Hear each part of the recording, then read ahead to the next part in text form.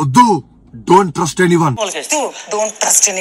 Episode 48 గురించి మాట్లాడదాం. తనుజని captaincy contender చేయడానికే ఈ రోజు పోలీసు వాళ్ళు ఇంట్లోకి వచ్చారని చెప్పి అయితే నాకు క్లియర్ గా అర్థమైంది. ఎందుకు అంటే దాన్ని పర్సనల్ గా తీసుకెళ్లి ఇన్వెస్టిగేషన్ చేస్తున్నారు. ఎవరు దొంగ అని చెప్పి అందరు ఎవరు చెప్పట్లేరు. కాకపోతే తనుజ కాడికి రాగానే వాళ్ళు పోలీసు వాళ్ళు ఏం చేశారు, తనుజకి క్లియర్ చెప్పారు, నువ్వు గాని చెప్పినావు అంటే నిన్ను కెప్టెన్సీ కంటెండర్ చేస్తాం. తర్వాత ఆమె నమ్మలేదు. ఆమె నమ్మిపించడానికి ఏం చేశారు, బిగ్ బాస్ చరిత్ర మీదనే ప్రామిస్ చేసారు వాళ్ళు. అలాంటప్పుడు తనుజ ఎందుకు నమ్మదు, ఎందుకు చెప్పకుండా ఉంటది? అదే ఆఫర్ అదే విధంగా అందరు హౌస్ మేట్స్ తో చెప్పొచ్చు కదా, ఎందుకు చెప్పలేదు? ఎందుకు అంటే తనుజకి ఇక్కడ సపోర్ట్ చేద్దామని చెప్పి వీళ్ళు వచ్చిరనేసి నాకు అర్థమైంది. ఇది టోటల్ గా బిగ్ బాస్ ప్లాన్. ఇది పోలీసు వాళ్ళు రాముని ఎలిమినేట్ అయినామని చెప్పి తీసుకొని పోతుంటే రీతు అక్క నీకు ఏమైందక్క నాకు అర్థం కావట్లేదు, నవ్వుతున్నావు, నవ్వి అమ్మయ్య అంటే ఏంటి ఇక్కడ డిమాండ్ పేరు తీయనందుకు నువ్వు హ్యాపీగా ఉన్నావా, లేకపోతే రాముని తీసుకెళ్తున్నందుకు నువ్వు హ్యాపీగా ఉన్నావా నాకు అర్థం కాలేదు. మాధురి గారు అసలు ఏంటండి ఆ మాటలు? రీతుని ఏమన్నావు నువ్వు? నేలకేసి బాదుతావా? నిన్న సంజన గారు క్లాస్ అనే వర్డ్ యూజ్ చేసినందుకే మీరు ఆమె మీద ఎగిరి పడ్డారు కదా, అందరితో డిస్కస్ చేస్తారు కదా. ఇప్పుడు నిన్నేమన్నా నేలకేసి బాగుతావా? ఇక్కడ అర్థమవుతుంది ఎథిక్స్ అనేవి ఉంటాయి కొన్ని. ఎక్కడేం మాట్లాడాలి, ఎప్పుడేం మాట్లాడాలో తెలిసి ఉండాలి. ఇక్కడ రీతు చేసిన తప్పు ఏంటి అంటే డిమాండ్ కి పైసలు ఇచ్చింది, సూపర్. మాధురి పాయింట్ ఏంటంటే ఇస్తే ఇచ్చినావు, మన టీమ్ లో వాళ్ళకి ఇవ్వాల్సింది, బయట టీంకి ఎందుకు ఇచ్చినావు? నువ్వు డిమాండ్ నే గెలిపడానికి వచ్చినావు, డిమాండ్ కోసం వచ్చినావు. మాధురి గారి పాయింట్. రీతు నువ్వు చేయాల్సింది ఏంటి అంటే పైసలు ఇచ్చేదేదో డిమాండ్ కి మొత్తం అంతా ఇచ్చేసి,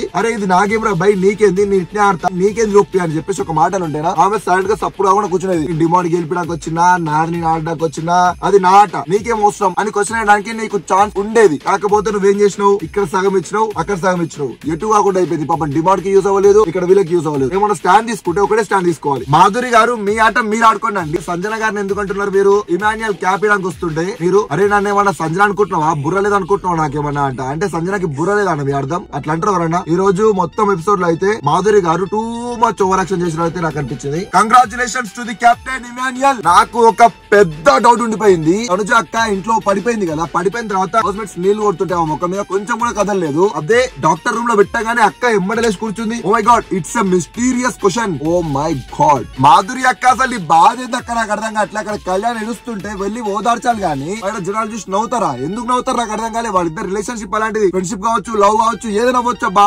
ఆ అమ్మాయికి అట్లయిందని చెప్పేసి అబ్బాయి ఎడుస్తుడు, అది బాధపడుతుడు, దాని గుండి వచ్చి ఇట్లా ఎడుస్తావా? జనాలు ఏమనుకుంటారు? ఏందది నాకు అర్థం కాదు. అనుజాక్ ఏమంటున్నావు నువ్వు? నా హెల్త్ బాగలేకపోయినా, ఫీవర్ వచ్చినా, నేను ఆడుతున్నా, గెలవాలి అనేసి నేను ఆడుతున్నా, కానీ ఎప్పుడు ఇంతే ఇలాగే అవుతుంది నాకు అని చెప్పి బాధపడుతున్నావు కదా. Okay super. కానీ ఇప్పుడు నువ్వు ఓడిపోయినందుకు కింద పడ్డావా? ఓకే, అదే నువ్వు గెలుచుంటే కింద పడేదానివా? Oh my god, it's again a mysterious question in my mind. Oh